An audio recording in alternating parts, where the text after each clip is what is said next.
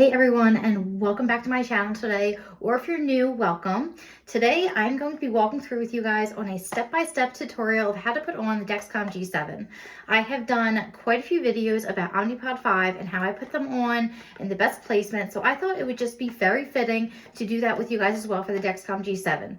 This is what I use for a CGM that matches with my Omnipod 5, but you can use this however you'd like. You do not have to have it connected to an insulin pump. I've been using Dexcom for years prior to me being on a pump, and I have loved it for years. It's fantastic. If you're new to my channel, hello, my name is Olivia and I've been a type 1 diabetic for over 20 years. And in those 20 years, I've done my best to make living with diabetes more enjoyable and more sustainable long term. I did start creating content here on YouTube in regards to type 1 diabetes and living with diabetes, so that way I could kind of spread the information that I have found with you guys, and also hopefully in turn make your diabetic life better as well. So if you haven't already, please help me and my channel out by giving this video a big thumbs up, and you can hype it if you're prompt to do so. And also, if you're interested in seeing more diabetic content just like this, please subscribe to my channel. So we're going to get on because I am due for a new sensor.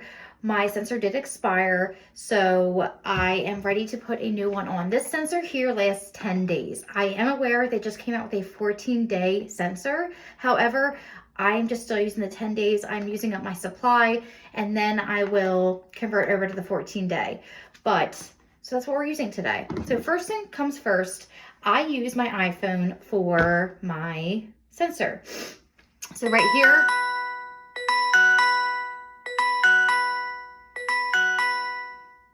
so perfect timing, that is the sound that your iPhone will make when your sensor has expired. My sensor expired, I'm due for a new one. I lasted it the full 10 days plus the 12-hour grace period, so I juiced every second of time out of my sensor. My sensor is currently on my leg. They do ask and recommend them to put on the back of your arms, but I do like to use my legs sometimes just to change it up. So I will be removing my sensor, which is down here. Let's see if I can... right there. I will be removing that sensor and I will be putting on a new one and showing you how I put it on in terms of line of sight with my pump, which is on my leg as well. It's on my other leg, my right leg. So right here, the sensor has expired, so I don't need to tell it that I'm removing it because it just knows it's expired. It needs to be removed. So I am removing it. And I just peel it off. It does not hurt. It's very similar to peeling off a Band-Aid. And then here we go, my old one. And this did last me, like I said, the full 10 days plus 12-hour grace period. I have found the G7 just does a phenomenal job at staying put on your leg. I used to struggle a lot with the G6. The G6 was not so great at staying on for me. It would pop off a lot. The G7 almost never falls off for me. It has been fantastic. So Dexcom just did a great job improving on this. It's very flat, as you could see. And yeah, I find that it works great. I have not looked into the 14 days yet. If you have, leave it in the comments below. I'm very curious if they have made the appearance of the Dexcom look like this, or if they kind of went back with the G6 of how that looked, because that was a little different. So we're going to get started on putting this on now. So this is the box it came in.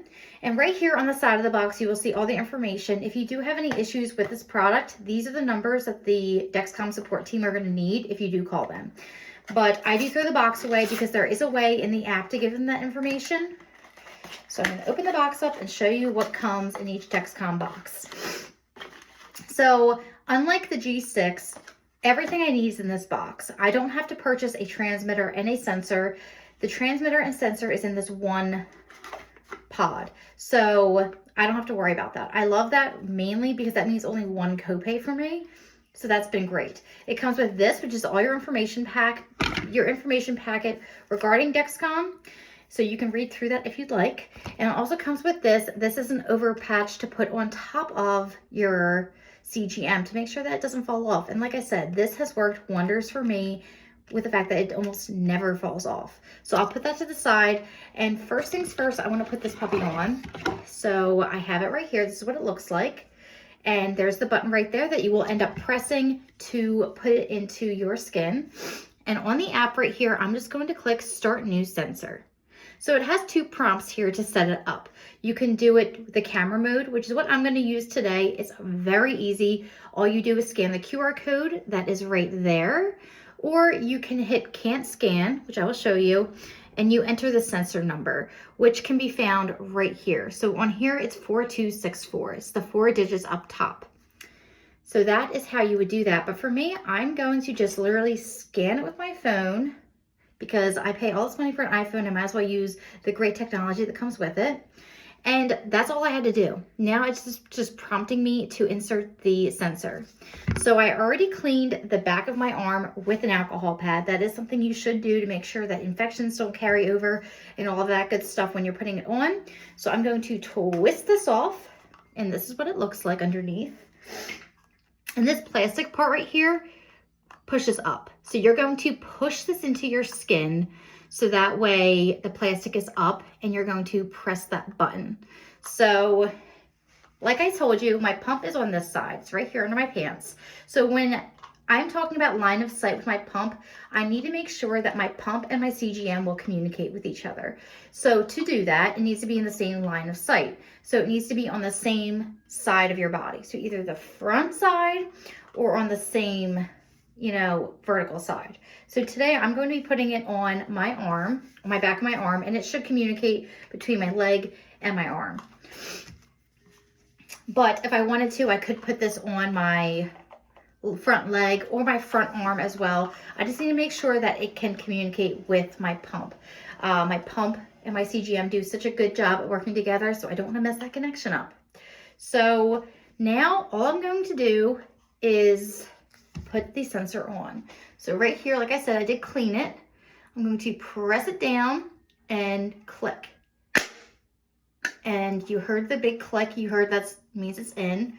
And it already is sticking so very well like that. But now I'm going to put the overpatch on. I love asking my husband for help with this because he definitely makes it a lot easier when putting this on, because putting it on by yourself can be a little challenging. So if it's your first time, I would not think it's a bad thing to ask for some help. So you put the green part on and then you just peel it right on off. And then there we have, it's very translucent and round, but the patch is on perfectly and it will help it stay. You can get Dexcom over patches online if that's easier. So now I'm going to click that gray button and just prompt it that I did put on my sensor. So now it's searching for the sensor and it's going to use Bluetooth technology to communicate with the sensor, and then has a 25-minute warm-up period. So Bluetooth pairing request. Dexcom would like to pair with your iPhone. You hit the blue button, pair. So you know every 10 days when you do this, it will prompt you to pair a new Bluetooth device to this. So you might want to go into your Bluetooth settings and delete older Dexcoms in your Bluetooth. Otherwise, it will just all stay in your phone. You'll have like hundreds of Dexcoms. So now it just says sensor paired, just like so. That was very easy. And then it says sensor warm up, 26 minutes remaining. Your sensor is now warming up. No readings or alerts until warm up is done. So that's another thing that's really great with the Dexcom G7, because the warm up period is so much shorter than it used to be with the G6. So many improvements with the G7. I know G7 is not a new product anymore, so what I'm talking about, most of you probably already know, but if you are new to Dexcom, I would 100% highly recommend it. I have had great progress and great diabetic control using the CGM, and it does a great job communicating with my insulin pump. And I'm on the Omnipod 5 insulin pump, and like I said, I have a ton of content in regards to me living my life with type 1 diabetes and also with the insulin pump. I know that type 1 diabetics do not always have the easiest time starting new things. Change is very hard to begin with for anyone, but type 1 diabetics have a really hard time changing and giving the control of giving insulin ourselves and doing self-injections to this technology. And being one of those stubborn people, I can acknowledge that this has really changed my life for the better. So if you're thinking about it, I strongly recommend it. If you haven't already, once again, please help me out and give this video a big thumbs up. And I'll see you guys in my next video. Have a great day, guys.